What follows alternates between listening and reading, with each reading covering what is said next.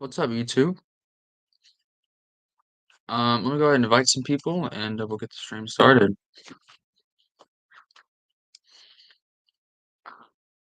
Mm.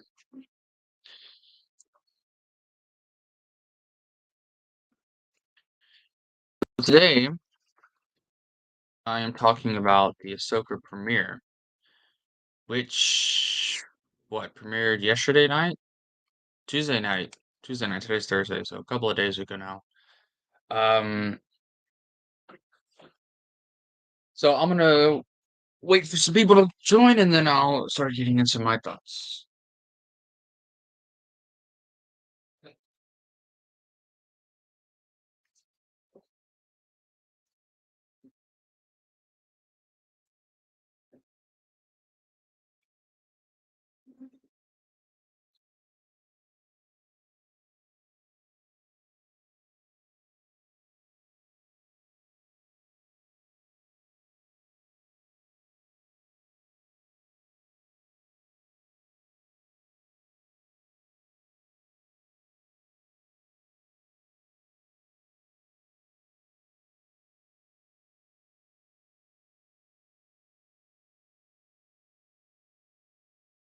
Got a couple of people watching. So, what I was gonna do was I was going to watch the episode live and kind of record my reactions, but I didn't. Mainly because I had to work. So I didn't really have the chance to do it. So, but I have watched them on my own time. Is that Strax? It's been a long time since you've been on one of my streams. What's up? How's life been?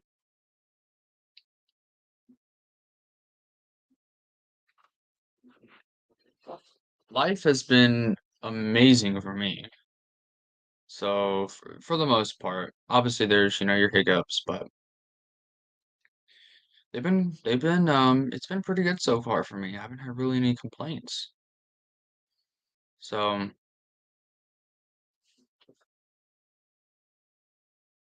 which is rare. It's rare. Life has been as good to me as it has been recently. So, if I've been busy with other stuff, that makes sense. Makes sense. We all have. We all have. Yeah, I am kind of streaming early today because I have to work tonight. So, thought I would go ahead and stream around this time. Not too late, or I should say late. It's not too early, I should say.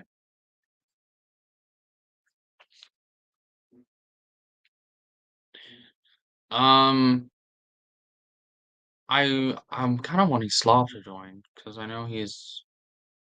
Well, I'm just interested to hear his thoughts. I'm not sure what his thoughts are on it. So,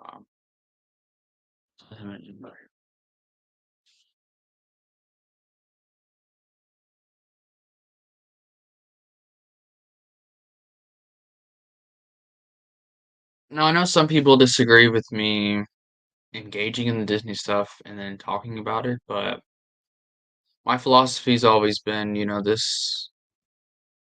I think we can show some positivity towards the new canon, um, if that is the case, and still be able to showcase the EU movement's goals.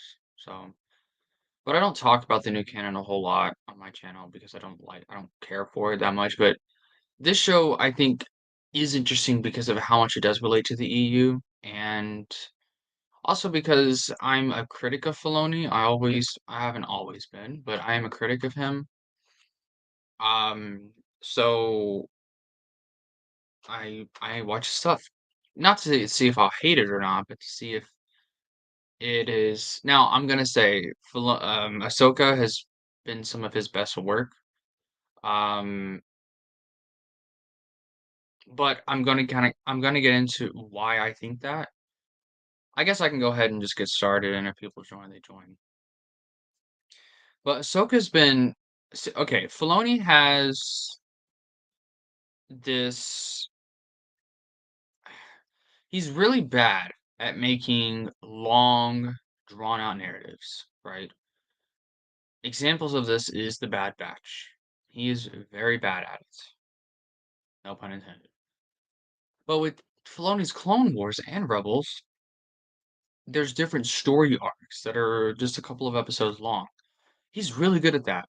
I've kind of seen that. Now Ahsoka, I don't know. I think this is all maybe since this is live action, it'll be a little different with him. But so far, there's been a kind of a consistent narrative, and it hasn't been. It's not been too bad. Now I do have a couple of problems. Um, First of all, no matter what the show does, I'm automatically not gonna love it as much as I would maybe an EU thing because first of all, it's not EU. Second of all, Thrawn. Thrawn is kind of the central part of the story, and I am a huge critic of the Rebels Thrawn. I think Rebels Thrawn was terrible. So that very same Thrawn is now the central kind of focal point of the story. So I'm automatically gonna ding it for that. Uh, but I know it's just continuing the story from Rebels, so I'm just gonna hope it's a good story. I think I could forgive a lot of the stuff with Thrawn if maybe I still disagree with the principle of bringing in EU characters in the new canon. I think I'll always disagree with that, but if they had respected the character, if Filoni had respected the character, his mindset, his who he is, I don't think I'd mind too much more. But the fact that he's like, how much? What am I trying to say? The fact that he's not as smart as he is in the EU, and that kind of this implication that he's like just a normal officer. Hey, we have this problematic rebel cell. We'll just send a rebel officer to take care of it. And the rebel officer they choose is Thrawn. Thrawn has always been above everyone else, at least in terms of the Imperial officers. He's always been above them. So this weird notion that he's the one who's sent, I don't get it. You would think someone like Gideon would have been sent. Now, obviously, Gideon wasn't created yet. I'm saying a character like him, who is smart, but isn't like Thrawn smart, right? So that's just one of my problems with it too. They send Thrawn to take care of a rebel cell, and Thrawn fails to do that. I'll never get that. Um, However, I know that's not. It would be unfair for me to judge the Ahsoka show based on the problems Rebels had, so I'm not going to do that. I'm just going to look at Ahsoka as it is, and the first two episodes were very enjoyable. I had a lot of fun watching them. Um, what's interesting, I think, is first of all, the cinematography was, I think, beautiful in both episodes. A lot of it didn't even look like CGI when you know it is. It was it was really cool. The costume design for most of it was pretty good. I still do not understand why Ahsoka has short lekus and montrails. I guess her lekus are longer, I guess, but her montrails, which the montrails are like the on the top of her head, like the little horns, and the lekus are of course the tails that come down, towards her shoulders. But the montrails are like the little horns on the top of her head. All Togrutas have them. I don't get why they're still so small. The dumb reason that they give, oh, it's for stunt purposes, is so ludicrous. It's such a piss poor excuse. Um, you can still first because most of these episodes there wasn't any action with Ahsoka. A couple scenes, obviously, yes, there was, but most of it there was no action. So why are they small? Um, Now the action scenes, maybe if they wanted to use that headpiece and then maybe kind of use some CGI with some shots, that's fine.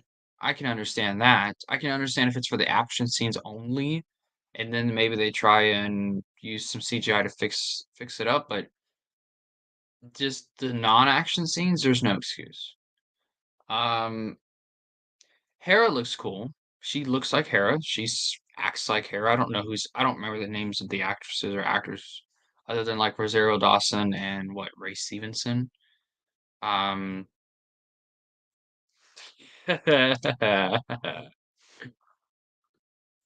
you wish. Maybe in the EU she did, not in the new canon. By the way, that's actually a good point. She should this show shouldn't even be a thing because she should have died in Rebels, but I'm not gonna talk about that. Um, but yeah, so like so far, the story's not too bad. I like the antagonist. Balin, he's interesting. I can't wait to see more about him. Morgan Elsbeth, she's interesting, I guess.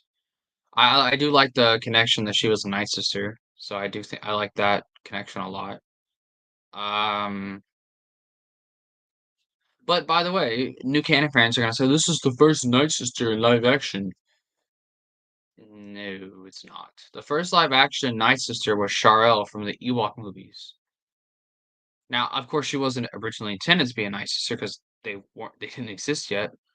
But in Kevin J. Anderson's Illustrated Star Wars universe, she was retconned to be a Night Sister, right? She had left her clan, she had left her sisters, and kind of pursued her own life. Um, but still, those are that's a canon source or EU canon source. So yeah, she was a Night Sister, first live action Night Sister. Um, but I guess I could say this is the first Night Sister that was intended to be a Night Sister, right? But um, plus Shar-El was also interesting. She left her sisterhood, but we're not getting into all that. What's your thoughts on Disney canon Thrawn? I don't like him. I think he's um to put it bluntly, he's a bastardization of the original Thrawn. So that's what I think. Anyway, um, what Balin's apprentice Shin Hati, I don't remember her name. Shin Hati, I think her name was. She's interesting. I am interested in her. She looks just like Lana Beniko from SWOTOR, which I think is interesting. Then there's what's his name? Merrick. Is that who that is? Merrick. Okay. He's interesting. I like his appearance. I like his um I like him. He's cool. No words. He has no words, just action. So, but there is a theory that that he's actually Ezra. So we'll see if that's true. Um, it actually wouldn't be a surprise, to be honest. Um, if he was, because he's not saying anything. We don't see his face. Who knows? Who knows if who's playing him? Like who's actually under the mask? I don't know. Other than that, this Sabine, I think she was probably the highlight. In fact, I feel like it's been more about her than it's been Ahsoka. Just being honest there. It feels more like a Sabine show than it does an Ahsoka show. Um, at least that's kind of how I feel. Um, but I mean, it was fun to watch. It was interesting. I don't know. I can't be too positive. It's an Ahsoka show. I can't be too positive about it, can I? So, but what I will say is this is some of the best Filoni stuff that I think that Filoni's ever done. But I think it's because he really tried to make it good. He actually tried to not be lazy, and he tried to make some good stories. Which wish he would do that for all of his stories, but he doesn't. So, but I don't know. That's kind of my general thoughts. I'm not gonna keep the stream up because I gotta do other things. But yep, that's my general thoughts on the Ahsoka show. I'll be back. I'll do a stream every week and talk about it. I'm not gonna do like any spoilers unless there's like a big event that happens. But I guess I did spoil a little bit in the episode or in this stream. I spoiled a little bit. But anyway, it was good. It was fine. I'm interested to see where it's gonna go. So yep, those are my thoughts. Thanks for watching.